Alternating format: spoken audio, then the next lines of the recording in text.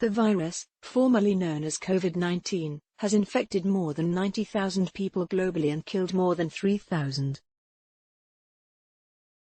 Though the majority of cases and deaths remain in mainland China, these past 2 weeks have seen self-sustaining clusters form in Europe, the Middle East, and the United States, and new cases reported in Africa and Latin America. Countries are now scrambling to contain the virus, imposing travel restrictions and mandatory quarantines, an echo of the shutdowns and emergency measures that swept across Asia 2 months ago. As Asia continues to grapple with rising numbers of infections, here are 10 lessons, good and bad, from the region on how to deal with a coronavirus outbreak. Be transparent with the public. Government transparency and publicly accessible information can help educate citizens on the risks and necessary precautionary measures, as well as avoid panic or misinformation. Singapore, for example, sends out daily briefings on coronavirus updates, how many new cases are confirmed, how many patients have been discharged from hospital, and whether new clusters are appearing. And in Hong Kong, Taiwan, Japan, and South Korea, government agencies have launched aggressive public information campaigns on what is being done and what citizens can do, distributing this information on citywide posters, television ads, and more. In Japan, regular flu cases have dropped dramatically, reportedly because of this rise in public education and health awareness, according to local media. A lack of reliable information can also give rise to baseless rumors. In Singapore, a false claim that a foreign domestic worker had died took hold. The government quickly released a statement clarifying that was false. Nobody has died of coronavirus in Singapore thus far. Transparency helps reduce hysteria, and gives other countries and international experts important information in understanding the spread of the virus. Crucially, government willingness to share hard truths, with both the public and internally within government, can help avoid fatal missteps, such as those made in China during the early weeks of the outbreak. In December, when the virus first began spreading, whistleblowers like Li Wenliang, in the Chinese city of Wuhan, tried to warn people, but were silenced by authorities. Li, who was made to sign a police statement about his misdemeanor, died in February of the virus, sparking public fury and deep mistrust of the government. Conduct social distancing. The virus spreads when people are in close physical contact, so one of the most important measures a government or its people can take is social distancing. Social distancing is exactly what it sounds like, putting some distance between yourself and others, and avoiding situations where you might be close to many other people. To this end, countries across Asia have suspended schools, cancelled public gatherings such as Lunar New Year festivities, closed public spaces like swimming pools, and recommended people work from home. In China, more than 780 million people, about half the country's population, are still under some form of travel restrictions, as part of the effort to limit people's exposure to each other. We're already starting to see some of these social distancing measures come into effect in big cities across Europe, where the outbreak began in Italy in mid-February. More than 100 schools have closed in France's Oise region, affecting more than 28,000 students. The Louvre Museum in Paris and the famed La Scala Opera House in Milan both closed, and the Paris Half Marathon has been cancelled. The Louvre was shut for 3 days, then reopened on Wednesday, announcing in a Facebook statement that its doors are open. Be ahead of the game. Authorities can prepare for an outbreak even before the virus arrives in large numbers. In January, as it became clear that the virus was spreading rapidly across Asia, countries got ready by setting up quarantine centers, ordering more medical supplies in advance, and organizing cross-departmental government emergency response committees. Taiwan formed an epidemic response command center, and in late January, that same week, the island confirmed its first case. Other preemptive measures included preparing more than 1,000 beds in isolation wards, conducting drills at hospitals and facilities for infection control, and stocking up on medical supplies to counter rumors of shortages. And in Thailand, the first place the virus spread outside China, authorities set up widespread temperature screenings at transport hubs days after the first case. Some countries like the US and UK have begun adopting similar measures. San Francisco declared a state of emergency, allowing the city to get reimbursed by state and federal governments for money it spends on preparedness.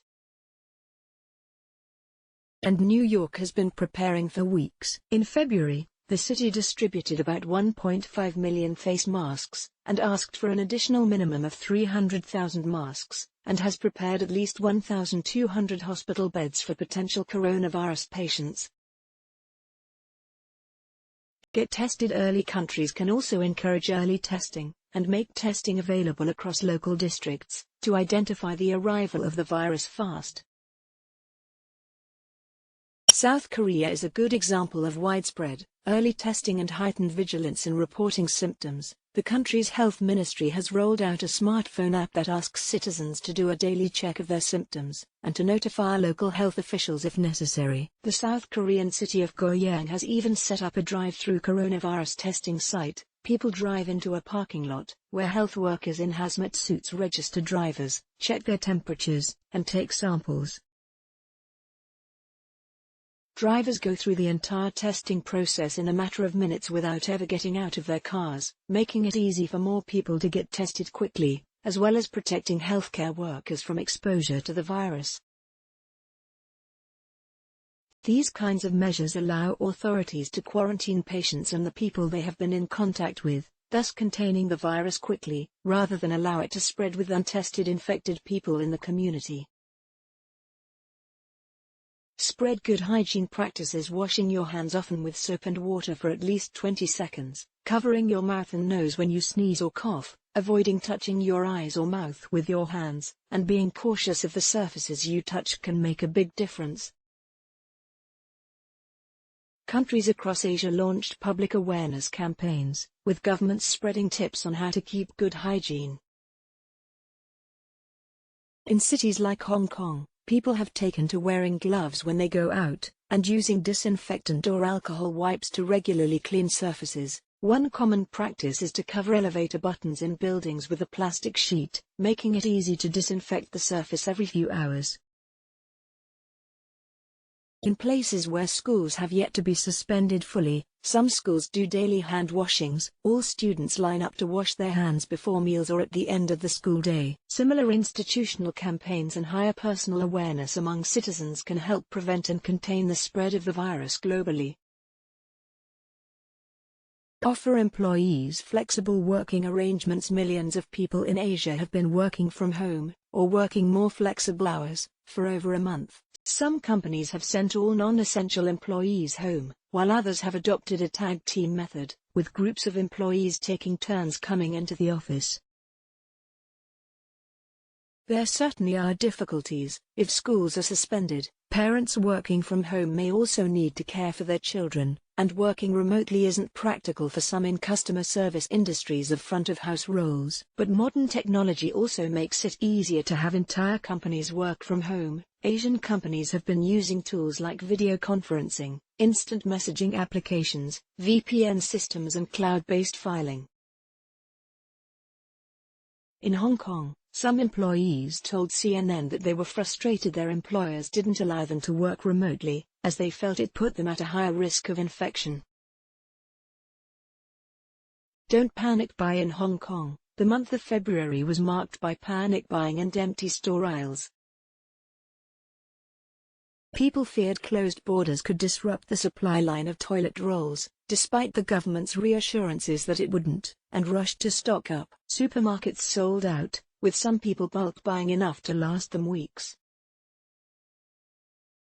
And it's not just toilet rolls, people have also been snatching up face masks, hand sanitizer, cleaning supplies, and food staples like rice. The panic buying stoked unnecessary chaos and fear, and even led to crime. In Hong Kong, several men were arrested last month for stealing 600 toilet rolls that had been delivered outside a supermarket. There are plenty of reasons to refrain from jumping on the panic-buying bandwagon. It takes away critical supplies for frontliners and healthcare workers, and spreads hysteria. And often, the supply chains are fine. CNN spoke with 2 major Hong Kong supermarkets, 2 shipping companies, and 2 container operators, all of which said there was no shortage or disruption of supplies. Don't be afraid of your pets. A dog tested positive for coronavirus in Hong Kong last week, sparking incorrect fears that pets may be able to catch and transmit the virus to their owners. Experts agree, that's almost definitely not the case. Coronaviruses can live on surfaces and objects, meaning the virus could be present on the surface of a dog or cat, even if the dog or cat hasn't actually contracted the virus. Present evidence suggests that dogs are no more of a risk of spreading coronavirus than inanimate objects such as door handles, wrote Sheila McClelland, the founder of Hong Kong-based lifelong animal protection charity, in a letter to city authorities shared with CNN. So don't quarantine your pets, stick face masks on them, or abandon them. Just stick to the basics of good hygiene. Wash your hands after touching your pets, and if you're really concerned, wipe your pet's paws with antiseptic wipes after they've been outside.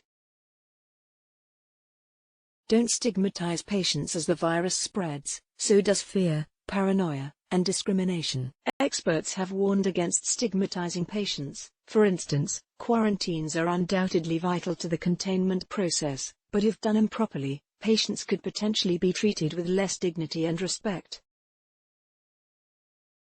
And in largely white countries like the US, UK, and Australia, stigma can take a more xenophobic, at times outright racist, form. There has been an uptick of racist assaults and harassment in these places, targeted at people of Chinese or East Asian descent.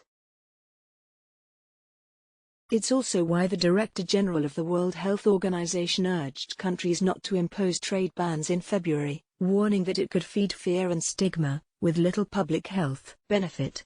Where such measures have been implemented, we urge that they are short in duration, proportionate to the public health risks, and are reconsidered regularly as the situation evolves, he added.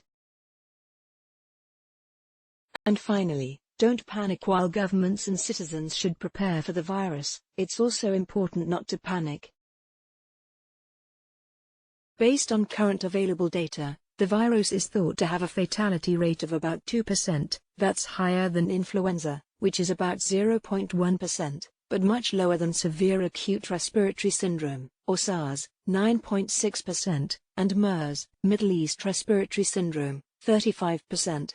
For many people, symptoms are just like those of a common cold, and may go away on their own. In China, more than half of all cases have recovered and been discharged from hospital, 47,204 out of a total of 80,151 cases, according to the country's National Health Commission. For those with a weakened immune system, the elderly and the very young, there's a chance the virus could cause a more serious illness such as pneumonia or bronchitis. People with symptoms that feel worse than a standard cold should see their doctor. Let's block ads. Why?